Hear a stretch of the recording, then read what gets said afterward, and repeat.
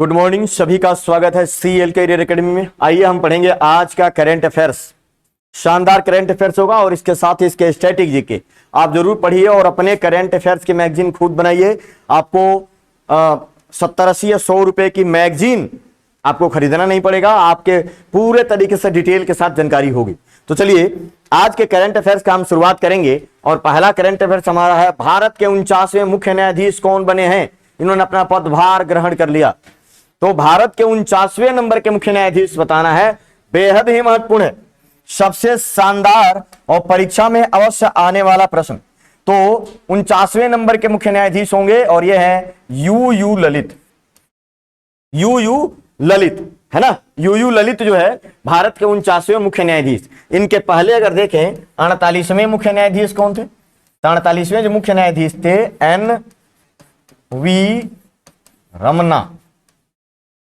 NV Ramana जो थे 48वें मुख्य न्यायाधीश थे। तो ये आप याद रखना है। अब 49वें नंबर के मुख्य न्यायाधीश हो गए यू ललित।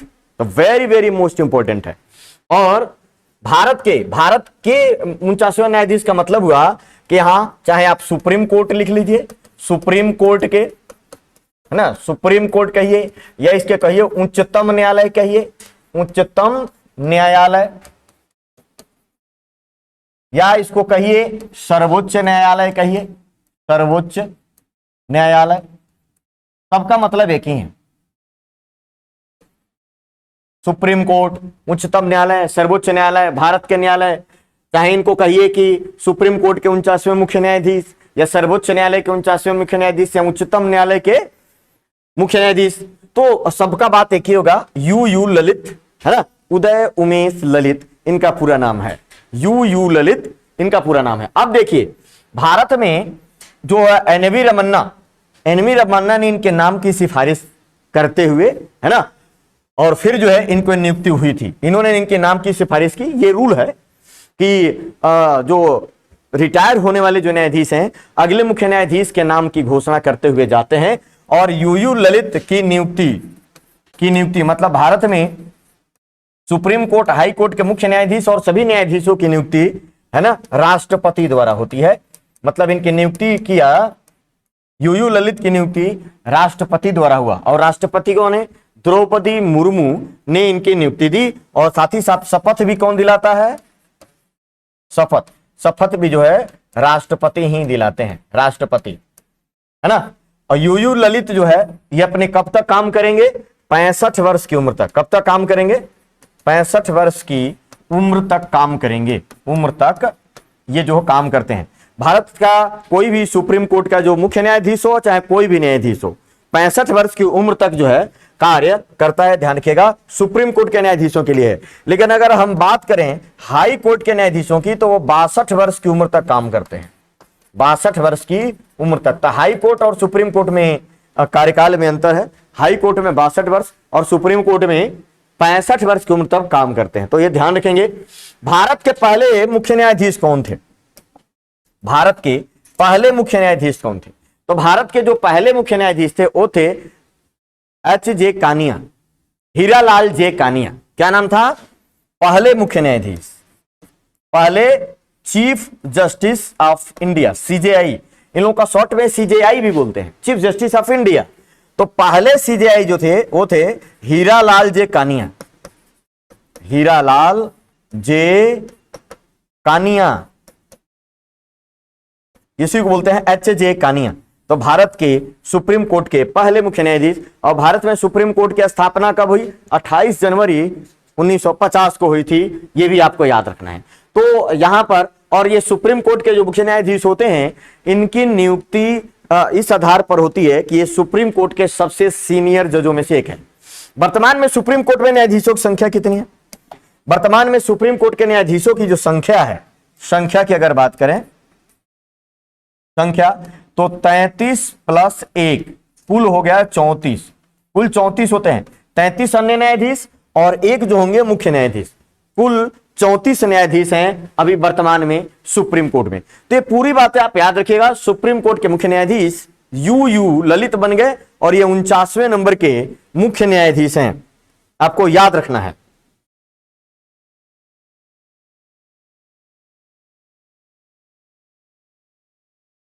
और इनका कार्यकाल देखो, इनका कार्यकाल बहुत दिनों का नहीं है, 8 नवंबर 2022 तक ही होगा। 74 दिनों का ही कार्यकाल है, मतलब इनका 65 वर्ष होने में सिर्फ 74 दिन ही बच गए हैं। तो इनका कार्यकाल कितने दिनों का है, ध्यान रखेंगे, कार्यकाल 74 दिनों का है।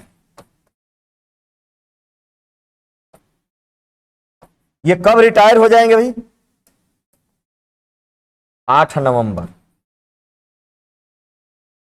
8 नवंबर 2022 को इनका कार्यकाल खत्म हो जाएगा, है ना। तो देखो ये जरूरी नहीं है कि कितने दिनों तक ये रहेंगे, हो सकता है कि अगर 10 दिन भी बचा तो 10 दिन भी रहेंगे, इसमें कोई जो है गुंजाइश नहीं होती। तो इनका कार्यकाल 74 दिन का ही बचा हुआ है। 74 दिन का एक दिन के लिए बन जाओगे तो भी बहुत है ना, तो भी अच्छा रहेगा। तो 74 दिनों में 65 वर्ष हो जाएंगे, तो याद रखिएगा। चलिए अगले प्रश्न पर आते हैं हम। वरिष्ठ नागरिकों और दिव्यांगजनों, वरिष्ठ नागरिकों और दिव्यांगजनों के लिए सामाजिक अधिकारिता शिविर का आयोजन कहां किया गया है, सामाजिक अधिकारिता शिविर का आयोजन कहां किया गया है। तो इसका उत्तर हो जाएगा नागपुर। नागपुर बिल्कुल सही जवाब है और बहुत ही महत्वपूर्ण जवाब है। Nagpur is the right answer. बहुत ही महत्वपूर्ण, वेरी वेरी इंपॉर्टेंट प्रश्न है ये, बहुत ही महत्वपूर्ण प्रश्न है कि वरिष्ठ नागरिकों और दिव्यांगजनों के लिए सामाजिक शिविर का आयोजन किया गया है। यह किया गया है नागपुर। और नागपुर है कहां, तो नागपुर कहां है, महाराष्ट्र में है। नागपुर महाराष्ट्र में, पुणे भी महाराष्ट्र में है, मंगलोर जो है कर्नाटक में, मुंबई भी महाराष्ट्र में है। तो ये बात याद रखिएगा। यह किस लिए किया गया है, नागपुर के रेसिम बाग ग्राउंड में केंद्रीय सामाजिक न्याय और अधिकारिता मंत्रालय उपकरणों की खरीद फिटिंग के लिए दिव्यांग व्यक्तियों के लिए सहायता। तो यहां पे क्या हो गया, दिव्यांगजनों को उपकरण जो है वितरित किए जाएंगे। उपकरण दिव्यांगजनों के लिए उपकरण खरीद एवं वितरित करना, तो ये होगा दिव्यांगजनों के लिए उनकी सामाजिक सुरक्षा कार्यक्रम के तहत। और यह किसने आयोजित किया है, यह भी ध्यान रखना है। आयोजन इसका किसने किया, किसका आयोजन किया है, आयोजन सामाजिक न्याय एवं अधिकारिता मंत्रालय, सामाजिक न्याय एवं अधिकारिता मंत्रालय, है ना। और सामाजिक न्याय और अधिकारिता मंत्रालय के मंत्री कौन है बताइए, डॉक्टर वीरेंद्र सिंह। तो ये सामाजिक न्याय और अधिकारिता मंत्री हैं डॉक्टर वीरेंद्र सिंह। मैं लगभग लगातार इस चीज को बताता हूं, आप लोग ध्यान रखिएगा। सामाजिक न्याय और अधिकारिता मंत्री हैं, इन्हीं के द्वारा जो है इस मंत्रालय के द्वारा इसको किया गया है।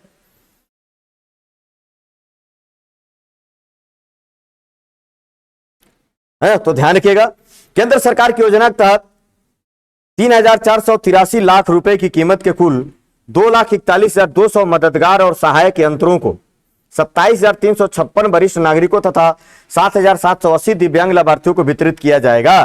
तो यह दिव्यांगजनों के साथ साथ किसके लिए भी है, वरिष्ठ नागरिकों के लिए भी है, वरिष्ठ नागरिकों के लिए, दिव्यांगजन और वरिष्ठ नागरिकों के लिए भी यह है ना। तो बेहद महत्वपूर्ण प्रश्न है, आप याद रखिएगा, है ना। नागपुर में इसका आयोजन हुआ। राष्ट्रीय खेल दिवस कब मनाया जाता है, राष्ट्रीय खेल दिवस मनाया जाता है, तो यह मनाया जाता है, इसका उत्तर हो जाएगा ए, राष्ट्रीय खेल दिवस कब मनाया जाता है, 29 अगस्त को प्रतिवर्ष मनाया जाता है राष्ट्रीय खेल दिवस। अब देखिए क्यों मनाया जाता है, तो यह मनाया जाता है, राष्ट्रीय खेल दिवस का आयोजन किया जाता है मेजर ध्यानचंद, मेजर ध्यानचंद के जन्म दिवस पर, मेजर ध्यानचंद के जन्म दिवस पर मनाया जाता है, मनाया जाता है। क्यों, इनको जो है ध्यानचंद को हॉकी का जादूगर कहा जाता है, इनको हॉकी का जादूगर कहा जाता है। ध्यानचंद को हॉकी का जादूगर कहा जाता है, ये भी देखेंगे। और इन्हीं के नाम पर, है ना, इन्हीं के नाम पर जो है पहले जो राजीव गांधी खेल रत्न पुरस्कार था उसका नाम बदल के अब क्या कर दिया गया, मेजर ध्यानचंद खेल रत्न पुरस्कार। मेजर ध्यानचंद खेल रत्न पुरस्कार। मेजर ध्यानचंद खेल रत्न पुरस्कार, ये याद रखिएगा, दिया जाता है। और आज ही जो है खेल रत्न पुरस्कार, जिसमें कि आप देखेंगे ध्यानचंद खेल रत्न, द्रोणाचार्य पुरस्कार, अर्जुन पुरस्कार, ये सब 29 तारीख को ही दिए जाते हैं, है ना। तो इस पर जितने लोगों को मिला होगा अगले प्रश्न में मैं बताऊंगा, लेकिन ध्यान रखिएगा मेजर ध्यानचंद खेल रत्न खेल के क्षेत्र में सबसे बड़ा पुरस्कार है। और इस खेल की शुरुआत कब हुई थी ये भी जानना जरूरी है। मेजर ध्यानचंद खेल रत्न के पुरस्कार है जो ना भारत में जो शुरू किया गया था 1992 में, 1992 से शुरू है और यह दिया जाता है खेल रत्न पुरस्कार। तो ये ध्यान रखेंगे। और 29 तारीख को भारत में खेल दिवस मनाया जाता है मेजर ध्यानचंद के जन्म दिवस पर, है ना। तो बिल्कुल महत्वपूर्ण प्रश्न है, आप लोग इसको जरूर याद रखिएगा। 29 अगस्त राष्ट्रीय खेल दिवस। अभी देखेंगे कल ही से एक राजस्थान में राजीव गांधी ग्रामीण ओलंपिक खेलों का भी आयोजन हुआ है। राजीव गांधी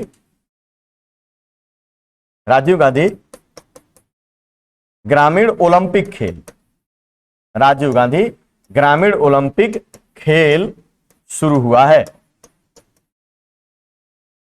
ना। तो यह भी याद रखिएगा, इसी खेल दिवस के अवसर पर शुरू किया गया। तो बेहद महत्वपूर्ण प्रश्न है, मेजर ध्यानचंद को ध्यान रखिएगा। चलिए अगले प्रश्न पर आता है। नीति आयोग ने भारत का सर्वश्रेष्ठ आकांक्षी जिला किसे घोषित किया है? नीति आयोग ने भारत का सर्वश्रेष्ठ आकांक्षी जिला किसे घोषित किया गया? बेहद महत्वपूर्ण है, वेरी वेरी मोस्ट इंपोर्टेंट प्रश्न। तो यह घोषित किया गया है हरिद्वार को घोषित किया गया है सर्वश्रेष्ठ आकांक्षी जिला। किसके द्वारा? नीति आयोग के द्वारा। यह याद रखिएगा, नीति आयोग, NITI, नीति आयोग, सर्वश्रेष्ठ आकांक्षी जिला, है ना। बेहद महत्वपूर्ण प्रश्न है, आप लोग इसको याद जरूर रखिएगा, परीक्षा में डायरेक्ट प्रश्न आएगा।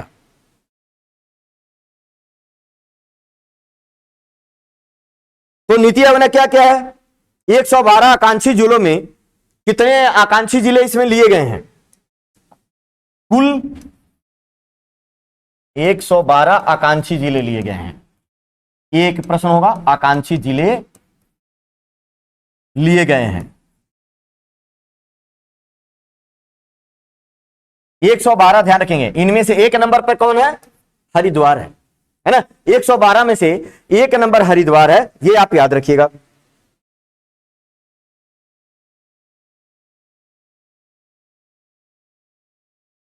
अब इन आकांक्षी जिलों में क्या किया जाता है? स्वास्थ्य एवं पोषण, शिक्षा, कृषि, जल एवं संसाधन, आधारभूत संरचना और वित्तीय समावेशन और कौशल थीम पर रैंकिंग दी जाती है।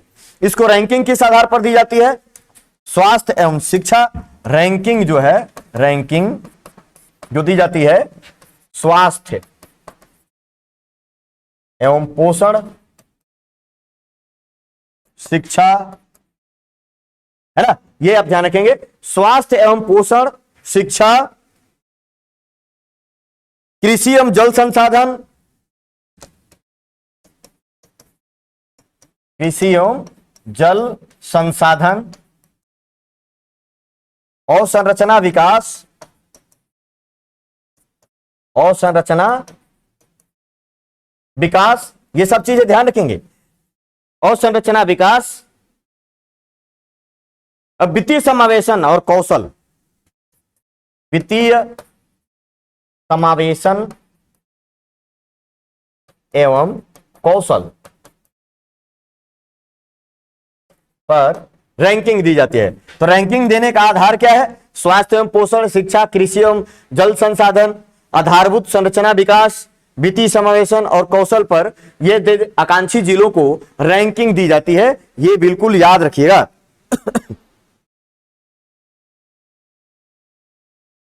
सभी सेक्टर में प्रथम आने पर पुरस्कार स्वरूप 10 करोड़ रुपए दिया जाता है। अगर ये जितने भी सेक्टर हैं इन सभी में अगर कोई जिला प्रथम आ गया तो 10 करोड़ रुपए दिए जाएंगे, ये भी याद रखिएगा। हरिद्वार को इसमें पहले 2 बार प्रथम पुरस्कार मिल चुका है ना।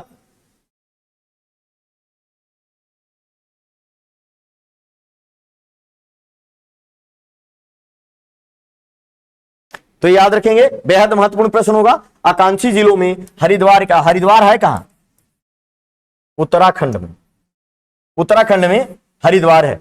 और यहां पर गंगा नदी जो है हरिद्वार से होकर बहती है। तो ध्यान रखेंगे, इस तरीके से एक तीर्थ स्थल भी है हरिद्वार, है ना। और ये घास भूमि क्षेत्र में है ना, ये घास भूमि क्षेत्र है जो यहां पर ये होता है।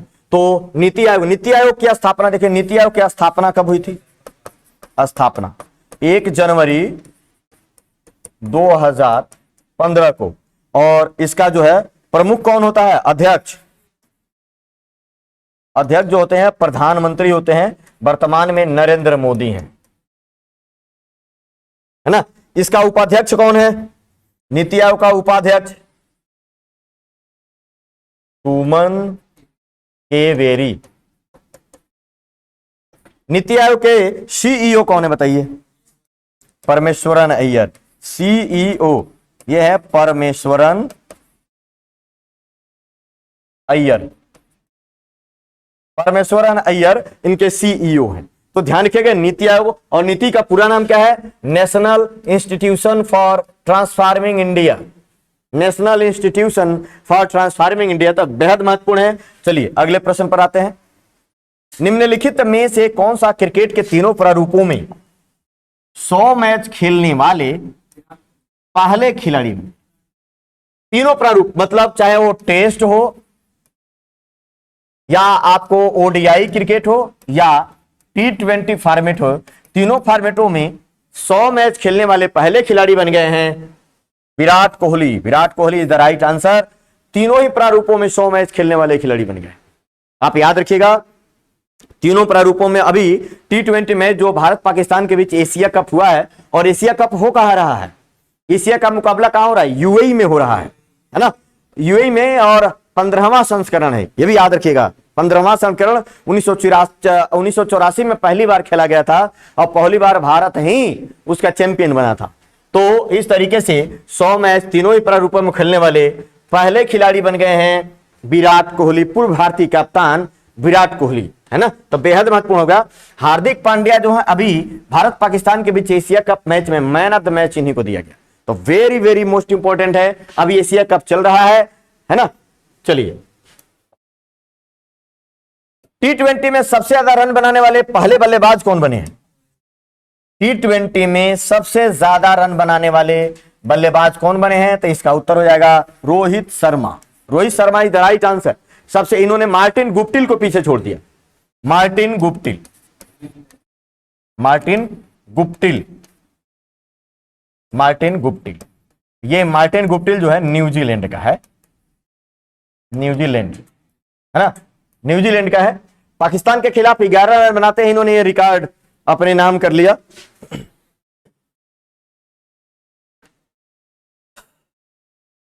अब इनके जो है रन हो गए 3499, जबकि गुप्टिल के 3497। गुप्टिल ने कितना रन बनाए हैं? 3497, जबकि शर्मा जी ने कितने बना दिए? 3499। तो ये फर्स्ट स्थान हो गया, फर्स्ट, और ये हो गए सेकंड, है ना। तो याद रखिएगा, सबसे ज्यादा रन T20 में रोहित शर्मा ने बना लिए हैं अंतरराष्ट्रीय क्रिकेट के। तो वेरी वेरी मोस्ट इंपॉर्टेंट प्रश्न है। चलिए, और T20 में कप्तान भी यही है। एशिया कप T20 जो हो रहा है, इसके कप्तान रोहित शर्मा ही हैं। स्वच्छ सागर सुरक्षित सागर अभियान की शुरुआत कहां से हुई है? देखो, स्वच्छ सागर सुरक्षित सागर अभियान की शुरुआत कहां से हुई है? तो पहले अभियान हो गया है, इसकी शुरुआत की गई है पुडुचेरी से। कहां से की गई है? पुडुचेरी से की गई है। भारत का केंद्र शासित प्रदेश है पुडुचेरी, वहां से की गई है। क्या अभियान का नाम है? स्वच्छ सागर सुरक्षित सागर अभियान। The very very most important है। स्वच्छ सागर सुरक्षित सागर अभियान की शुरुआत यहां से की गई है, पुडुचेरी से। भारत का एक केंद्र शासित प्रदेश है, एक तरीके से सफाई अभियान है ना। केंद्रीय पर्यावरण वन और जलवायु परिवर्तन मंत्री भी इसमें शामिल हुए थे। यह तटीय सफाई अभियान है, तटीय सफाई अभियान। तटों के किनारे जो है समुद्रों को साफ किया जाएगा, है ना। केंद्रीय पर्यावरण, केंद्रीय पर्यावरण, वन एवं जलवायु परिवर्तन मंत्री, जलवायु परिवर्तन मंत्री कौन है? भूपेंद्र यादव भी शामिल हुए। भूपेंद्र यादव भी शामिल हुए, भी याद रखिएगा। इसमें केंद्रीय पर्यावरण वन और जलवायु परिवर्तन मंत्री हैं वर्तमान में भूपेंद्र यादव। तो सुरक्षित सागर अभियान की शुरुआत पुडुचेरी से हुआ, सागर तटीय इलाकों को सफाई करने के लिए इसलिए शुरू किया गया। इसमें बहुत सारे मंत्रालय भी यहां पर जो है इसमें शामिल हुए हैं, यह भी याद रखिएगा, वेरी वेरी मोस्ट इंपॉर्टेंट है। अब पुडुचेरी के मुख्यमंत्री कौन है? पुडुचेरी के बारे में जानते हैं? पुडुचेरी के सीएम, पुडुचेरी, है ना, पुडुचेरी सीएम कौन है ना। तो पुडुचेरी के सीएम है एन रामास्वामी। क्या नाम है? एन रंगास्वामी थिरु, नाम भी है इनका थिरु एन रंगास्वामी, थिरु एन रंगास्वामी यहां के मुख्यमंत्री हैं। और उपराज्यपाल कौन है? Doctor Tamilisai Soundararajan, LG, lieutenant governor.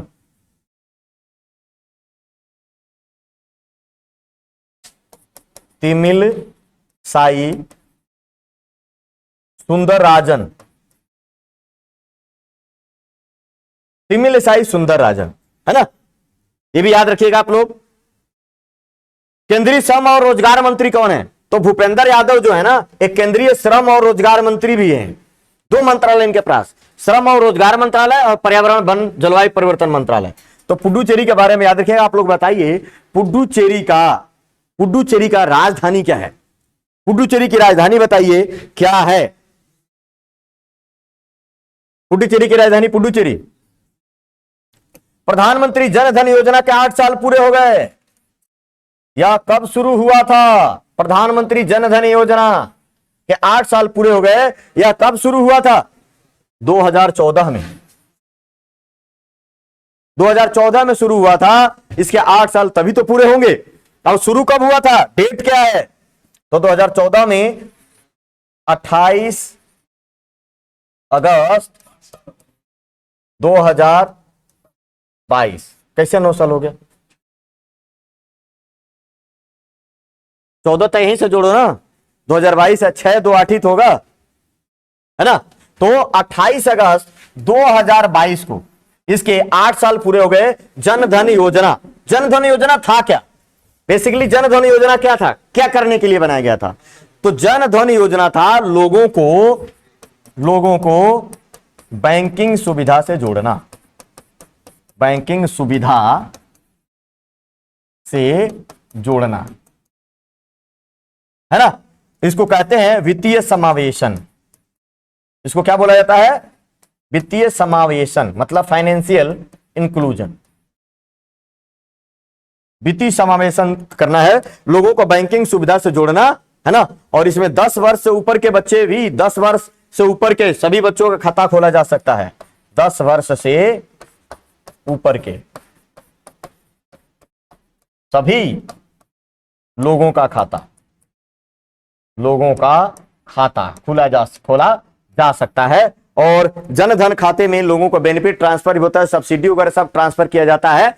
तो यही ध्यान रखिएगा, जन धन योजना की शुरुआत जो पहली नरेंद्र मोदी की सरकार थी जब आई थी, उसी वर्ष इसके लिए घोषणा किया गया था 15 अगस्त 2014 को, और 28 अगस्त 2014 को योजना शुरू कर दिया गया। तो ध्यान रखिएगा, डेट जरूर याद रखेंगे। जन धन योजना के बारे में पूछा जा सकता है। जन धन योजना में लोगों ने पैसे जमा किए हैं। ये इस स्कीम में लगभग जन धन योजना के तहत कितने लोगों ने खाते खोल दिए हैं? ज्यादा से ज्यादा लोगों को बैंकिंग से जोड़ना था, यही उसका उद्देश्य था, है ना। तो इसके तहत लोगों ने जो है 24 जून तक, मतलब अब के 2 महीने पहले तक का जो डाटा सरकार ने बताया है, 42 करोड़ 50 लाख लोगों को इस बैंकिंग सुविधा से जोड़ा जा चुका है।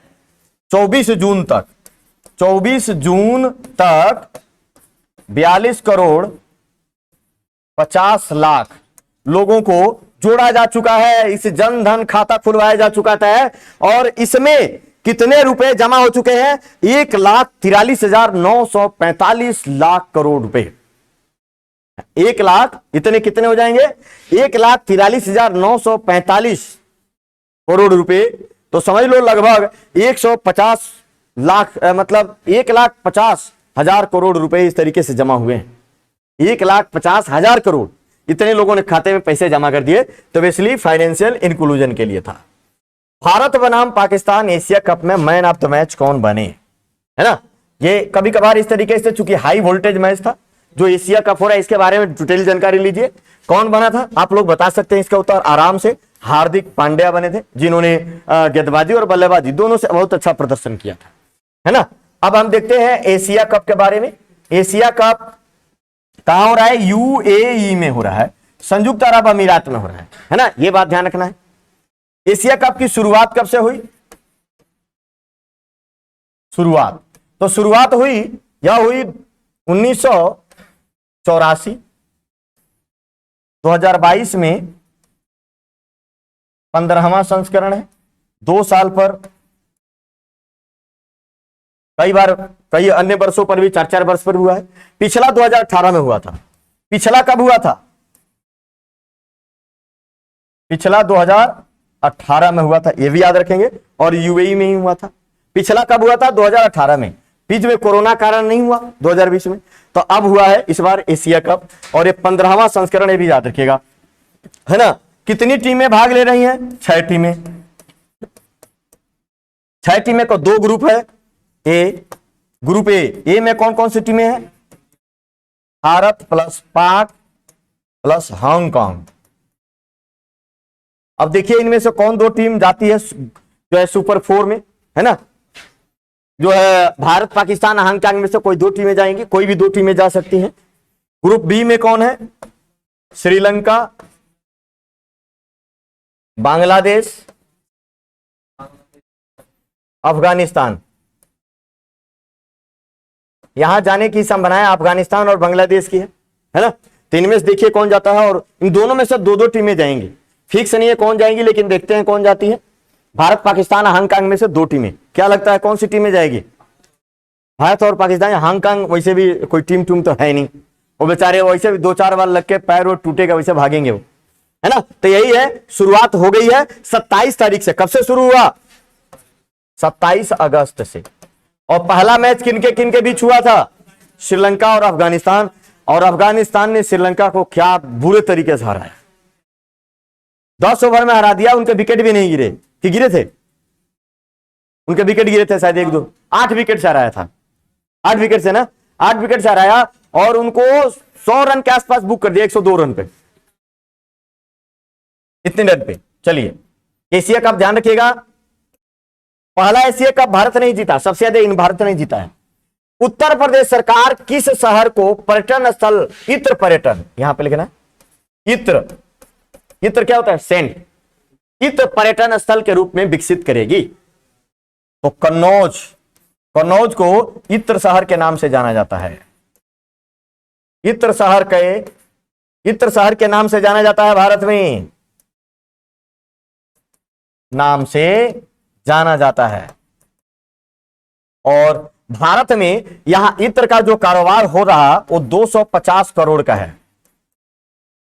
250 करोड़ का इत्र का कारोबार होता है, जो उत्तर प्रदेश सरकार इसको बढ़ाकर करना चाहती है 25,000 करोड़।